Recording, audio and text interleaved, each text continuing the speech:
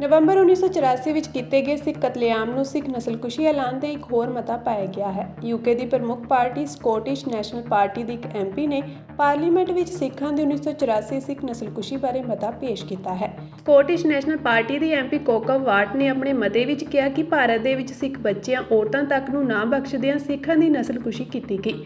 ਉਹਨਾਂ ਕਿਹਾ ਹੈ ਕਿ ਸਰਕਾਰੀ ਰਿਪੋਰਟਾਂ ਅਨੁਸਾਰ 31 ਅਕਤੂਬਰ ਤੋਂ 4 ਨਵੰਬਰ 1984 ਭਾਵ ਇਹਨਾਂ 4 ਦਿਨਾਂ ਵਿੱਚ 3000 ਤੋਂ ਵੱਧ ਸਿੱਖਾਂ ਨੂੰ ਮਾਰ ਦਿੱਤਾ ਗਿਆ ਸੀ, ਪਰ ਇਹ ਆંકੜੇ 17000 ਤੋਂ ਵੱਧ ਹੋਣ ਦਾ ਅਨੁਮਾਨ ਹੈ ਜੋ ਰਿਕਾਰਡ ਵਿੱਚ ਨਹੀਂ ਹਨ। ਸਿੱਖਾਂ ਦੇ ਘਰਾਂ ਦੇ ਧਾਰਮਿਕ ਸਥਾਨ ਗੁਰਦੁਆਰਾ ਸਾਹਿਬਾਨਾਂ ਨੂੰ ਜਲਾ ਦਿੱਤਾ ਗਿਆ।